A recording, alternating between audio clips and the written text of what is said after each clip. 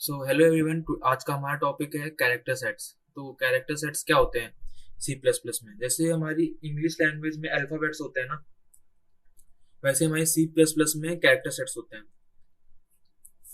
तो character sets में सबसे पहले तो आते हैं कैरेक्टर्स, सेकंड नंबर पे आते हैं नंबर्स, और उसके बाद सिंबल्स और वाइट स्पेसेस। वाइट स्पेसेस वो होते हैं जो हम प्रोग्राम में जो स्पेस देते हैं ना, उसको हम कीबोर्ड से ऐसे टाइप तो कर नहीं सकते, तो उसके लिए हम अलग अलग साइन यूज करते हैं। जैसे कि इंटर के लिए हमको ये स्लैश एन यूज करते हैं, और एक्स्ट्रा टैब स्पेस के लिए हम स्लैश टी यूज करते हैं, और अपेंड करने के लिए हम स्लैश ए यूज करते हैं। Character set C plus plus में एस्काई के अकॉर्डिंग हम डिनोट करते हैं। जैसे कि आप ये यहाँ पे ये टेबल देख सकते हैं, ये वाली। तो इसमें हर एक कैरेक्टर सेट की वैल्यू दे रखी है। जैसे कि हमारी एक्सक्लेमेशन मार्क की वैल्यू 33 है, और डबल इन्वर्टेड कॉमा की वैल्यू 34 है। ऐसे सारे कैरेक्टर्स की वैल्यू दे रखी है। स्टार्ट। तो हमारा सेकंड टॉपिक है ऑब्जेक्ट ओरिएंटेड प्रोग्रामिंग। तो ऑब्जेक्ट ओरिएंटेड प्रोग्रामिंग हम सी प्लस प्लस में इसलिए यूज करते हैं जिससे कि हम सी अपने प्रोग्राम में रियल वर्ल्ड एंटिटीज को इम्प्लीमेंट कर सकते हैं। जैसे कि इनहेरिटेंस, हाइडिंग एंड पॉलीमॉर्फिज्म में एब्स्ट्रैक्शन भी आता है एंड इनकैप्सुलेशन भी आता है। इसको इन सारे इन तीनों टॉपिक्स को हम आगे की स्लाइड्स में कवर करेंगे। तो और ऑब्जेक्ट ओरिएंटेड प्रोग्रामिंग का हमारा मेन एम ये होता है कि हमको अपने कोड को ज़्यादा एफिशिएंट बनाना है और इजी टू कॉपी कर सके अपने कोड को। इजी टू कॉपी करने का मतलब क्या होता है? इजी टू कॉपी मतलब जैसे कि हमने अपना कोड किसी एक कंप्यूटर में लिखा, तो हमको अपना कोड कॉपी करके दूसरे कंप्यूटर में डालना है। तो इस वाले कोड को हम इजीली कॉपी करके दूसरे कंप्यूटर में डाल सके, इसी इसी कोड को हम कहते हैं इजी टू कॉपी कोड। और सी प्लस प्लस में ऑब्जेक्ट ओरिएंटेड प्रोग्रामिंग मेनली दो चीजों पे बेस रहती है, एक तो क्लास और दूसरा ऑब्जेक्ट्स। तो हमारा अगला टॉपिक आता है क्लास। तो क्लास क्या होता है? क्लास एक बेसिकली ब्लूप्रिंट होता है। जब भी हम ऑब्जेक्ट क्रिएट करते हैं, क्लास ये डिफाइन करता है ऑब्जेक्ट में कौन कौन सी प्रॉपर्टीज रहेंगी, जैसे कि उसके एट्रीब्यूट्स क्या रहेंगे, उसमें कौन कौन से फंक्शंस रहेंगे।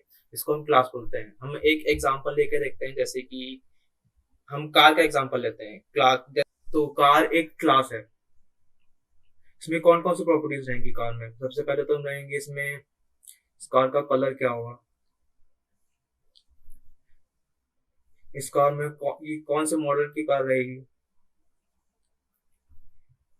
इस कार की टॉप स्पीड क्या रहेगी।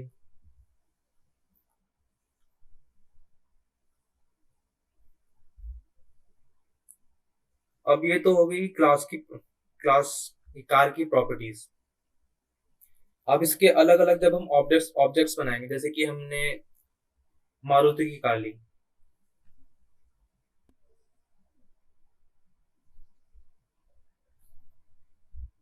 तो इस कार का कलर अलग होगा, इसका मॉडल नंबर अलग होगा, इसकी टॉप स्पीड अलग होगी। और दूसरी कार ली टोयोटा की,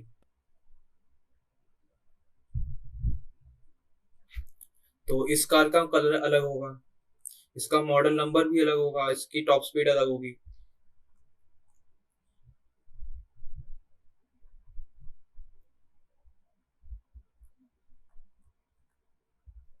तो जैसे कि हम देख सकते हैं इसमें मारुति और टोयोटा में फीचर्स तो सेम ही है। जैसे कि इस कार में भी इसका खुद का कलर है, इसका खुद का मॉडल है, इसकी खुद की टॉप स्पीड है।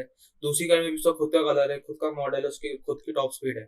बट इसमें इस फीचर की अलग अलग एट्रीब्यूट्स हैं। इसमें इसका कलर जैसे कि रेड होगा, और दूसरी कार का कलर व्हाइट होगा। इसका मॉडल नंबर अलग है, उसका इसका मॉडल नंबर अलग है, इसकी टॉप स्पीड अलग है, इसकी टॉप स्पीड अलग है। तो इसमें हमारी जो कार है, इसको हम एज अ क्लास डिफाइन करेंगे, और ये मारुति और टोयोटा की गाड़ी हैं, इनको हम ऑब्जेक्ट्स डिफाइन करेंगे। ऑब्जेक्ट्स क्या होते हैं? जैसे कि आपको मैंने पहले बताया था, जब हमने कार्स क्रिएट करी थी, मारुति और टोयोटा ऑब्जेक्ट्स हैं। तो ऑब्जेक्ट्स बेसिकली क्लास के इंस्टेंस होते हैं या फिर रियलाइजेशन होते हैं। तो जब भी हम अपनी क्लास क्रिएट करते हैं, तो सी प्लस प्लस में क्लास को कोई भी मेमोरी नहीं रहती। लेकिन बट जब हम उस क्लास के ऑब्जेक्ट्स डिफाइन करते हैं, तो वो ऑब्जेक्ट्स हमारे सी प्लस प्लस में मेमोरी रहते हैं। इसको मैं एक बार लिख देता हूँ, ये इंपॉर्टेंट पॉइंट है।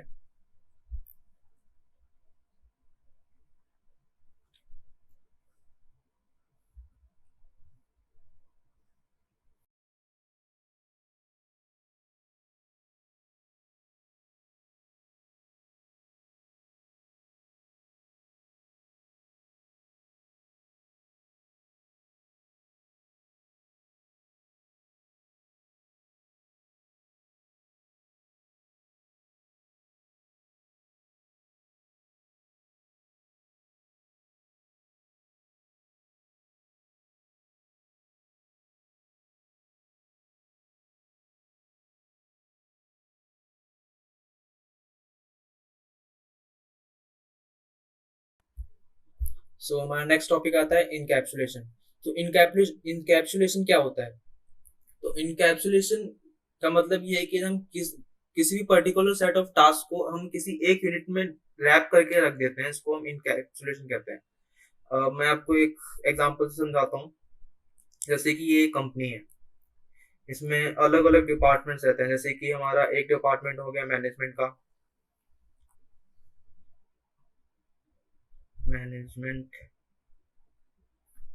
हमारा सेकंड डिपार्टमेंट हो गया सेल्स का, और थर्ड हमारा हो गया टेक्निकल डिपार्टमेंट। तो मैनेजमेंट डिपार्टमेंट का काम काम रहेगा कि वो अलग अलग रिसोर्सेज मैनेज करेगा, इसमें क्या कंपनी के अंदर क्या क्या चीजें आ रही हैं उनको मैनेज करेगा, कंपनी के एम्प्लॉयज की डेटा होगा उसको मैनेज करेगा। सेल्स डिपार्टमेंट का काम क्या होगा? सेल्स डिपार्टमेंट का काम होगा कि इसमें कंपनी में कितनी सेल्स आती हैं वो मॉनिटर करेगा, कंपनी में कितना कैश फ्लो आता है उसको मॉनिटर करेगा। और टेक्निकल डिपार्टमेंट में हमारी टेक्निकल सारी एबिलिटीज कंपनी की ये संभालेगा। तो हमको जैसे कि कंपनी में कोई भी काम कराना है, जैसे कि हमको चेक करना है कंपनी में कितने पैसे आते हैं, कितने रोज सेल्स होती है, ऐसे तो हम डायरेक्टली तो चेक नहीं कर सकते। सबसे पहले हम जाएंगे सेल्स डिपार्टमेंट के पास। सेल्स डिपार्टमेंट हमारे कंपनी में जाके पूछेगा, उसका काम ये रहेगा कि हमको ये बताएगा कि कंपनी में कितनी सेल्स हो रही है। डायरेक्टली तो हम सेल्स देख नहीं सकते, ये काम सेल्स डिपार्टमेंट करेगा। जैसे और मैनेजमेंट डिपार्टमेंट देंगे, जैसे कि हमको हमारी कंपनी में क्या क्या रिसोर्सेज यूज हो रहे हैं ये हम डायरेक्टली नहीं देख सकते ना, तो इसके लिए हम मैनेजमेंट डिपार्टमेंट की हेल्प लेंगे। और टेक्निकल डिपार्टमेंट अपना काम करेगा। तो जैसे कि मैनेजमेंट डिपार्टमेंट का सारा काम सिर्फ मैनेजमेंट डिपार्टमेंट ही संभाल सकता है, उसको और कोई नहीं संभाल सकता। सेल्स डिपार्टमेंट का सारा काम उसको सिर्फ सेल्स डिपार्टमेंट ही संभाल सकता है, और कोई नहीं संभाल सकता। और टेक्निकल का अपना काम टेक्निकल ही संभालेगा। तो इसी इसी टॉपिक को हम इनकैप्सुलेशन कहते हैं। और इनकैप्सुलेशन की वजह से ही हमारे प्रोग्राम के अंदर एब्स्ट्रैक्शन आता है। एब्स्ट्रैक्शन हम नेक्स्ट स्लाइड में देखते हैं ये क्या होता है। एब्स्ट्रैक्शन, तो एब्स्ट्रैक्शन मतलब ये होता है कि हमारा जितना भी हमारा अननेसेसरी डिटेल डेटा की वो हम हाइड कर देते हैं अपने एंड यूजर से। एब्स्ट्रैक्शन में ये बताता है कि हमारे इस डेटा का हमारे एक जैसे पर्टिकुलर फंक्शन है उसका आउटपुट क्या है, ये नहीं बताएगा कि हमारे पर्टिकुलर फंक्शन अपना आउटपुट लाता कहाँ से। इसका हम एग्जांपल देखते हैं। जैसे कि हमारा एक फंक्शन सम बनाया है, ठीक है, इसके अंदर हम दो वैल्यूज डालेंगे। तो इसका तो आउटपुट तुमको पता है, इसका आउटपुट क्या आएगा, इसका 3 आएगा। पर हमको ये नहीं पता ना कि इस फंक्शन के अंदर इंटरनल ये सम कर कैसे रहा है, 1+2 कर रहा है या फिर 2+1 कर रहा है, ये हमको नहीं पता ना। तो इस डेटा को छुपाने को ही हम एब्स्ट्रैक्शन कहते हैं। हमारा नेक्स्ट टॉपिक आता है पॉलीमॉर्फिज्म। तो पॉलीमॉर्फिज्म मतलब पॉली का मतलब होता है मैनी और मॉर्फिज्म मतलब होता है फॉर्म्स। तो पॉलीमॉर्फिज्म मतलब होता है मैनी फॉर्म्स। पॉलीमॉर्फिज्म मतलब होता है कि हमारे एक ही फंक्शन की अलग अलग क्या क्या एबिलिटीज रहेंगी जो हम डिफाइन करेंगे। जैसे कि हम एग्जांपल लेते हैं कि जैसे कि एक पर्सन को हम लेते हैं, वो एक पर्सन एक ही टाइम पे एक एम्प्लॉय भी है, एक फादर भी है, एक हस्बैंड भी है। इसकी उसके अलग अलग टाइम पे उसकी अलग अलग प्रॉपर्टीज काम आती है, इसी को हम पॉलीमॉर्फिज्म कहते हैं। सी तो सी प्लस प्लस में दो टाइप के पॉलीमॉर्फिज्म हम डिफाइन कर सकते हैं। एक तो ऑपरेटर ओवरलोडिंग की वजह से, और दूसरा है फंक्शन ओवरलोडिंग की वजह से। ऑपरेटर ओवरलोडिंग का मैं आपको एक छोटा सा एग्जांपल देता हूँ। जैसे कि 1+3 है, तो इसका आंसर क्या आएगा, इसका 4 आएगा। इसमें 1 अर्थमेटिक एडिशन कर रहा है, 1 और इसमें प्लस ऑपरेटर अर्थमेटिक एडिशन कर रहा है 1 और 3 का। और हम सेम कैरेक्टर को लेके करते हैं A+B। इसमें इसमें इसमें प्लस साइन क्या कर रहा है, इसमें प्लस साइन बेसिकली ए और बी को कंकैटिनेट कर रहा है। तो इसमें जैसे कि पहले वाले एग्जांपल में हमारा प्लस ऑपरेटर अर्थमेटिक ऑपरेशंस कर रहा है, और सेकंड वाले एग्जांपल में हमारा प्लस ऑपरेटर कंकैटिनेशन कर रहा है। इसमें हमारा ऑपरेटर का साइन तो सेम ही है बट उसके काम अलग अलग हो रहे हैं, इसी को हम कहते हैं ऑपरेटर ओवरलोडिंग। फंक्शन ओवरलोडिंग में आपको जब फंक्शंस की क्लास लूंगा तब आपको समझाऊंगा। तो हमारा लास्ट टॉपिक आता है इनहेरिटेंस। इनहेरिटेंस मतलब क्या होता है, हम किसी एक क्लास की प्रॉपर्टीज किसी दूसरी क्लास में डिफाइन कर सकते हैं, उसको हम इनहेरिटेंस कहते हैं। जैसे कि एग्जांपल लेते हैं, क्लास ए है, इसमें प्रॉपर्टीज अलग अलग होंगी और इसी की प्रॉपर्टीज हम क्लास बी जब डिफाइन करेंगे उसके अंदर भी इंपोर्ट कर लें। इसको हम इनहेरिटेंस कहते हैं कि आपके मम्मी पापा के कुछ फीचर्स आपके अंदर भी इनहेरिटेंस हुए हैं। ये भी एक टाइप से इनहेरिटेंस का ही एग्जांपल है।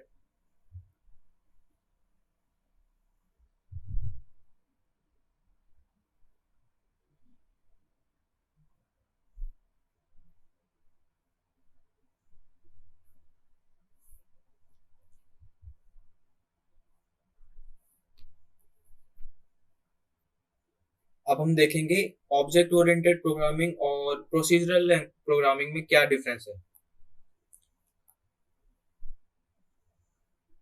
तो सबसे पहले तो पहला डिफरेंस तो यही हो गया कि प्रोसीजरल लैंग्वेज में हम फंक्शंस का यूज करते हैं, जिससे कि हमारा प्रोसीजरल लैंग्वेज बहुत ही लेंथी हो सकता है और टाइम कंज्यूमिंग होता है। बट हम ऑब्जेक्ट ओरिएंटेड प्रोग्रामिंग हम क्लास और ऑब्जेक्ट्स का यूज करते हैं, जिससे कि हमारा प्रोग्राम बहुत ही एफिशिएंट बन जाता है। तो और प्रोसीजरल लैंग्वेज में नए फंक्शंस या फिर नई प्रॉपर्टीज डिफाइन करना बहुत टफ होता है। But object object oriented programming में हम सिंपली एक नई क्लास बना के उसमें नई नई प्रॉपर्टीज डाल सकते हैं। और थर्ड आता है कि हम अपने ऑब्जेक्ट ओरिएंटेड प्रोग्रामिंग में हम क्लासेस के अंदर एक्सेस स्पेसिफायर डाल सकते हैं, जिससे कि हमारे अंदर हमारी क्लासेस में extra layer of security provide कर सकते हैं। और प्रोसीजर लैंग्वेज में हम एक्सेस स्पेसिफायर नहीं डाल सकते, जिससे कि इस कम सिक्योर हो जाती है ऑब्जेक्ट ओरिएंटेड प्रोग्रामिंग से। ऑब्जेक्ट ओरिएंटेड प्रोग्रामिंग में हम रियल वर्ल्ड एंटिटीज को डिफाइन कर सकते हैं, बट प्रोसीजरल लैंग्वेज में हम ऐसा नहीं कर सकते। कोड की रीयूजिबिलिटी कम हो जाती है प्रोसीजरल लैंग्वेज में, बट ऑब्जेक्ट ओरिएंटेड प्रोग्रामिंग में कोड की रीयूजिबिलिटी बढ़ जाती है। जैसे कि आपको मैंने पहले एग्जांपल से पहले बताया था कि हम कोड को इजीली कॉपी और पेस्ट कर सकते हैं अपने दूसरे दूसरे प्रोग्राम्स में, बट हम प्रोसीजरल लैंग्वेज में ऐसा नहीं कर सकते। उसमें हमको फंक्शंस की प्रॉपर्टीज वगैरह चेंज करनी पड़ेंगी। और प्रोसीजरल लैंग्वेज के हम एग्जांपल देखते हैं, जैसे कि सी, फॉरट्रैन, पैस्कल, बेसिक्स, ये सब प्रोसीजरल लैंग्वेज के एग्जांपल है। और ऑब्जेक्ट ओरिएंटेड प्रोग्रामिंग के अलग अलग एग्जांपल्स जैसे कि जावा हो गया, पाइथन हो गया, सी शार्प हो गया और सी प्लस प्लस, जो कि अभी हम पढ़ रहे हैं। तो आज के लिए बस इतना ही।